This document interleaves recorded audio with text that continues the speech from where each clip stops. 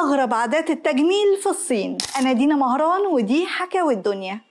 في حفلة من حفلات قصر الإمبراطور الصيني شاو باو جوان دخلت جارية جديدة اسمها بان يوان عشان ترقص على أرضية القصر الفخم المنقوش عليها وردة اللوتس، لأن كعادة كل حفلة كان لازم يكون في فقرة مخصوصة للرقص. بس المرة دي الإمبراطور حب الرقصة الجديدة جدا، وأكتر حاجة لفتت نظره ليها رجليها، أو بالتحديد أقدامها الصغيرة اللي ربطها برباط حرير ولابسة فيها جزمة طولها حوالي 7 سنتي، مع إن الست كان طولها طبيعي مش من الأقزام. المهم إنها دخلت دماغ الإمبراطور على الآخر، وبقت المحظية الأهم بالنسبة له، لدرجة إنها كانت لما ترقص كان بيقول إن الورد بيتفتح مع كل خطوة منها، وسمى رجليها باسم أقدام اللوتس. هنا بقى كل الستات اللي كانوا حاضرين الحفلة خدوا بالهم إن كل الرجالة أصحاب المناصب الرفيعة أعجبوا بشكل رجلين الرقاصة، فخدوا بان يوان على جنب وسألوها إزاي أقدامها بتكون صغيرة كده، فكان جوابها إن دي من عاداتهم، لأنهم بياخدوا البنت في سن 4 أو 5 سنين يغسلوا لها رجلها وبعدين ينقعوها في مية، وبعد ما يقصوا لها ضوافرها يتنوا صوابعها تحتها ما عدا الصابع الكبير ويلفوها لها برباط ويضغطوا عليه بكل قوتهم، عشان بعدها يلبسوها جزمة صغيرة جدا معمولة من القطن أو الحرير بيكون عليها تطريز بأشكال ورود ونباتات وطيور وفراشات. المهم إنها بتكون مليانة ألوان علشان البنت الصغيرة تعجبها وتوافق تلبسها. وبعد ما الموضوع انتشر بين الستات سموا الأحذية أو الجزم دي بأحذية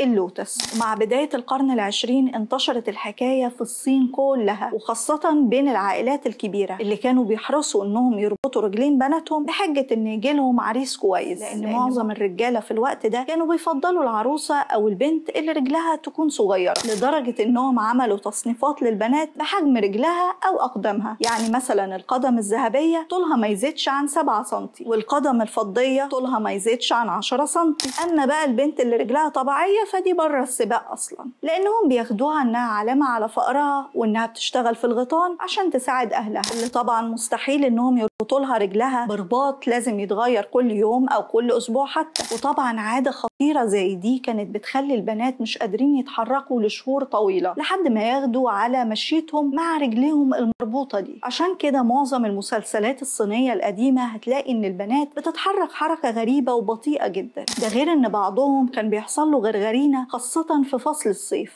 أما في الشتاء فكان رجليهم بتتجمد بسبب نقص الأكسجين، ده غير إن بعض البنات ما كانوش بيقدروا يقفوا أساسا. ومع نهاية القرن العشرين وبسبب كل الأضرار دي بدأت الستات في الصين يحاربوا عادة أقدام اللوتس، ونادت جمعية اسمها جي تشان زوهوي بوقف عادة أقدام اللوتس نهائيا، عشان مع بداية سنة 1999 يتقفل آخر مصنع لأحذية اللوتس في الصين، ويفهموا إنها عادة للتشويه مش للتجميل. انت بقى ايه رأيك في عمليات التجميل اللي الناس بقت كلها مهووسة بيها؟ وايه هو الإجراء التجميلي اللي لو بإيدك تلغيه هتلغيه؟ اكتب لي رأيك في الكومنتس.